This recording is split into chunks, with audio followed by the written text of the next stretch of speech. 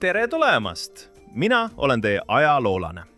Täna rändame tagasi aega, mille Euroopat valitsesid rüütlid, kuningad ja võimsad linnused. See oli aeg, mil inimese elu sõltus tema seisusest ja truudusest oma isandale. Ja mis kõige põnevam, ka Eesti ajalugu oli selle süsteemiga tihedalt seotud. Alustame! Keskajal jagunes ühiskond 3 suureks rühmaks. Vaimulikud palvetasid ja juhtisid kirikut. Aadlikud ja rüütlid kaitsesid riiki. Talupojad tegid tööd ja tootsid toitu. Inimesed sündisid oma seisusesse ja tavaliselt ei saanud seda muuta. Eestis oli sama. Kui Saksa rüütel sai maad, jäi talupoeg tema alla ja pidi tegema teotööd.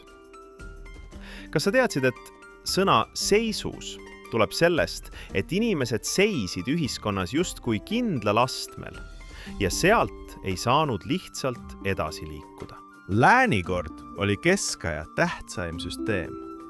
Kuningas või mõni teine suur isand, senjöör, andis maad vasallile. Seda maad nimetati lääniks. Vasall sai maad ja sissetuleku, aga pidi vastu andma truudust ja sõjalist abi. Eestis tekkis läänikord pärast vallutusi 13. sajandil. Saksa ordu ja piiskopid jagasid siin maad oma vasallidele. Nii kujunes välja meie mõisate süsteem. Üks huvitav fakt. Vasall andis truudust, vandudes oma käed senjööri pihkudesse. See oli väga pidulik ja sümboolne hetk. Rüütel oli aadlik sõjamees. Tal oli hobune, raudrüü ja relvad. Rüütli varustus kaalus umbes 25 kilo. See oli raske, aga rüütel suutis sellega hästi liikuda. Rüütliks saamine algas juba lapsena.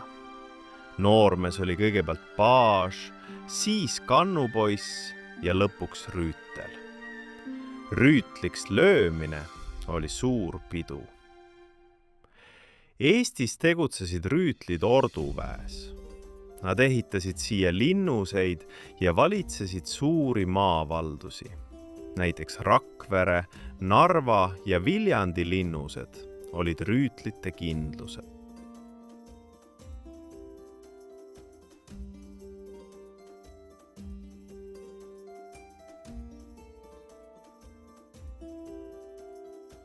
Rüütlid ja aadlikud elasid linnustes.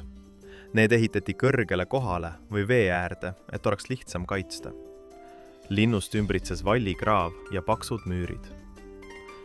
Elu linnuses polnud mugav. Seal oli külm, pime ja kitsas. Seintele riputati pilt vaipu, et tuult ja külma vähem oleks. Eestis oli üle 40 kivist linnuse. Mõned neist on tänaseni alles, näiteks Toompea loss, Kuressaare piiskopilinnus ja Rakvere ordulinnus. Linnustes toimusid suured peod.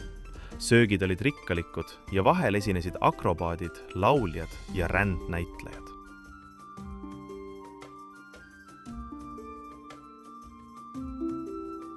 Kui Eesti vallutati 13. sajandil, jagasid Saksa ordu ja piiskopid maa läänideks. Talupojad pidid tegema teotööd ja maksma andameid. Rüütlid ja vasallid valitsesid mõisaid, mis kujundasid Eesti elu sajanditeks. Läänikord mõjutas Eesti ajalugu väga tugevalt. Mõisad, talupoegade kohustused ja isegi kohanimed on sellest ajast pärit.